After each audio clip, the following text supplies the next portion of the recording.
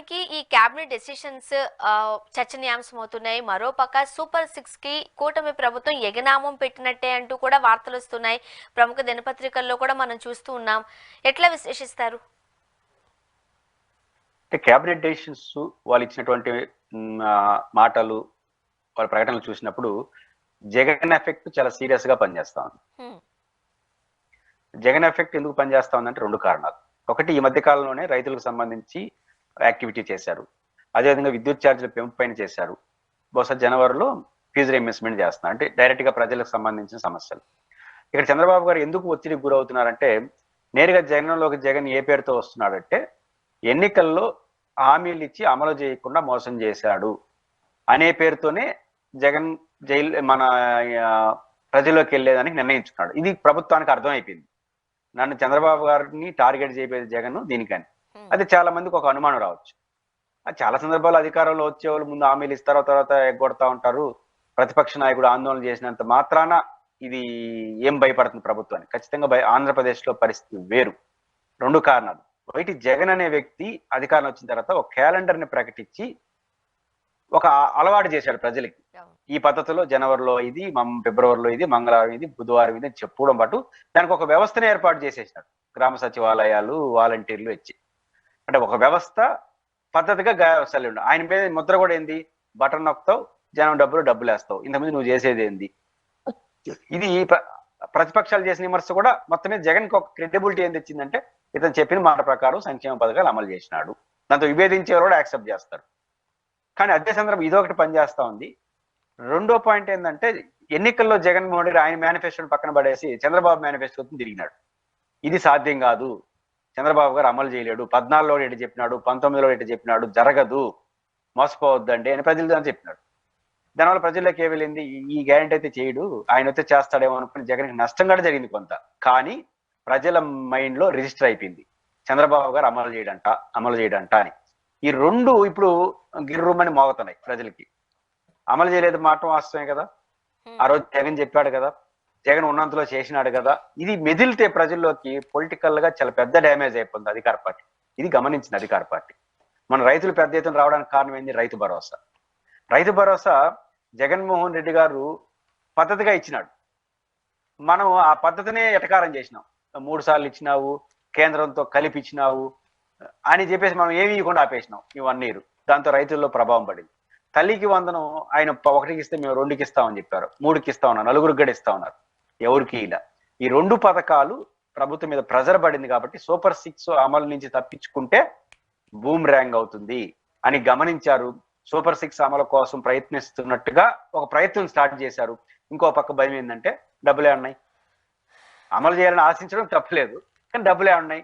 ఒక పక్క డబ్బులు లేవు, ఇవ్వలేరు, ఇంకో పక్క ఇవ్వలేనంటే సమస్య. డబ్బులు లేవు అని చెబుతుంది కూడా సాక్షాత్తు ముఖ్యమంత్రి గారే. ఖజానా పూర్తిగా ఖాళీ చేసి పెట్టేసింది గత ప్రభుత్వం అని చెబుతుంది ఇదే ప్రభుత్వం. కానీ సూపర్ 6 అమలు చేస్తాము అని చెబుతున్నారు ఇదే ప్రభుత్వం. సో ప్రజలకు ఒక అర్థం కాని పరిస్థితుల్లోకి నెట్టేశారు. అండ్ ఇంతకుముందు మీరు అన్నట్టు జగన్మోహన్ రెడ్డి గారు క్యాలెండర్ ఇచ్చి ఈ నెలల్లో ఈ టైమింగ్ లో వీళ్ళకి ఇస్తాము అని చెప్పారు, చేశారు. ఇక్కడ ఒక క్లారిటీ లేకపోయేసరికి ఒకలాంటి భయం ఏపీ ప్రజల్లో ఉంది అనేది కూడా చూస్తూ ఉన్నాం.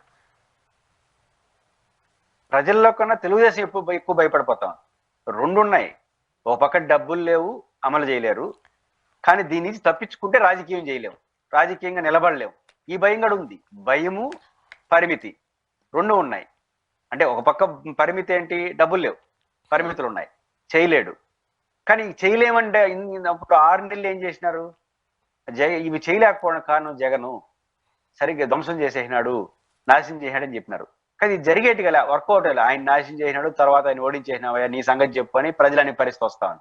అందుకని ఇప్పుడు జగన్ తిట్టుకుంటామంటే కుదరదు. కష్టాలు శ్వేతపత్రాలు చెప్తే జనమేం పట్టించుకోరు. కాబట్టి మనం అమలులో ముందుకెళ్లడమే మనకున్న పరిష్కారం అని నిర్ణయానికి వచ్చారు. కానీ అమలు చేయడానికి డబ్బులు లేవు. అమలే పరిష్కారం, అమలు చేయడానికి డబ్బులు లేవు. ఇంకో పక్క జగన్మోహన్ రెడ్డి ఏమి మాట్లాడు, నువ్వేం చెప్పినావు, ఏం చేస్తున్నావు, ఇదే చెప్తాడు.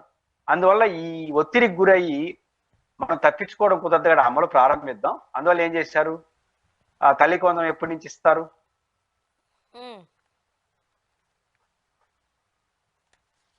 చెప్పండి.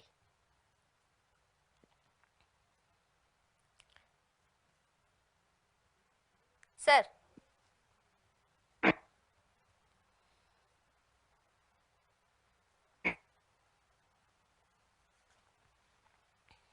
వినపడుతుందా? వినిపిస్తుందండి. చిన్న టెక్నికల్ ఇష్యూ ఏదో వచ్చింది, ఇప్పుడు వినిపిస్తుంది. ఓకే. ఇప్పుడు తల్లికి వందనం కావచ్చు, లేదా రైతు భరోసా కావచ్చు, రేపు ఎప్పటి నుంచి ఇవ్వాలి, ఎప్పటి నుంచి ఇస్తానంటున్నారు? జూన్ నుంచి. అంటే అప్పుడు జూన్లోనే చేయొచ్చు కదా ప్రకటన, ఇప్పుడు ఎందుకు చేసినారు?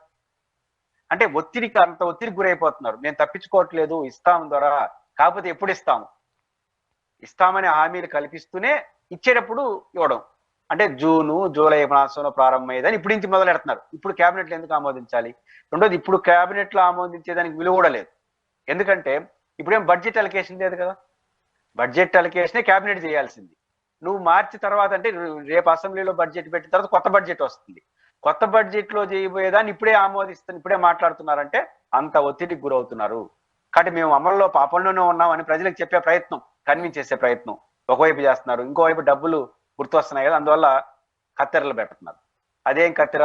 జగన్ ఏమన్నారు రైతు భరోసా విషయంలో? నువ్వు 12,500 ఇస్తా అని చెప్పి కేంద్రంతో కలిపేసి ఇస్తున్నావు, నువ్వు 6,7,500 ఇచ్చినావు, ఇంకో 5,000 బాకీ ఉండవు, ఆ రకంగా 5,500 25,000 బాకీ ఉన్నావు అని ఆయన తిట్టినారు. మూడు సార్లు ఇస్తున్నావు, ఒకసారి వేయాలి నువ్వు అని తిట్టారు. ఎన్నికల్లో చెప్పేసినారు, ఆయన కేంద్రంతో కలిపిచ్చేసినాడు. మేము అట్ట కాదు, 20,000 ఇస్తాం, అది కూడా కేంద్రంతో సంబంధం లేకుండా ఇస్తాం, అది కూడా ఒకేసారి ఇచ్చేస్తాం. ఇది బాగా రిజిస్టర్ అయిపోయింది ప్రజల్లో. ఇప్పుడు ఒకేసారి ఎక్కువగా మొదటి సంవత్సరం ఎత్తేహారు కంప్లీట్ గా. ఇప్పుడు ఏం చేస్తున్నారు? కేంద్రంతో కలిపిస్తారట. అంటే 10,000 రూపాయలు కేంద్రం పెంచింది కదా, ఇంకో 10,000 వేసేసి, అంటే వీలుగడ ఈబీఏది ఏంటంటే కేంద్ర ప్రభుత్వం 10,000 ఎట్టయితే 3 సార్లు ఇస్తారు వాళ్ళు ఒకసారి. ఆ రకంగా 3 దఫాలుగా 10,000 ఈలుగడ వేస్తారు. ఆ 20,000 చెప్పి సర్దుకోండి అని ప్రజలు చెప్తారు. కానీ మంచి అమౌంట్ కంటే ప్రజలు సర్దుకుంటారు, కానీ మీరు చెప్పినట్టు చేయలేదని ఖచ్చితంగా విమర్శలకు గురవుతారు. తల్లికి దీన్ని బట్టి చూస్తే నాకు అర్థమయ్యేది, తల్లికి వందనం కూడా వారు చెప్పినట్టు ఎవరు. జగన్ గారు ఇరిటేట్ చేస్తాడు కదా, ఇది నీకు 15 నీకు 15 నిమ్మల్నామాని. జరగదు. నీకు 15 ఏమి ఉండదు, ఒకరికే 15. ఇంకొక షరతు కూడా వచ్చే అవకాశం ఉందని నేను అనుకుంటాను. ప్రభుత్వ స్కూల్స్కి ఏమైనా పరిమితం చేస్తారా? ఆయన అందరికి ఇచ్చాడు కదా, ఒక ఇంటికి 15,000 ఇచ్చాడు జగన్. వీళ్ళు ఒక ఇంటికే 15,000 ఇచ్చి తర్వాత నాకు తెలిసి ప్రభుత్వ స్కూల్స్కి ఏమైనా పరిమితం చేసి, అంటే ఎందుకు? ఫైనాన్షియల్ సిచ్యువేషన్ బాగలేదు కాబట్టి, ఇంకేమి ఇవ్వకూడదు కాదు కాబట్టి ఇచ్చినట్టే ఉండాలి, పరిమితులు అర్థం చేసుకోవాలి.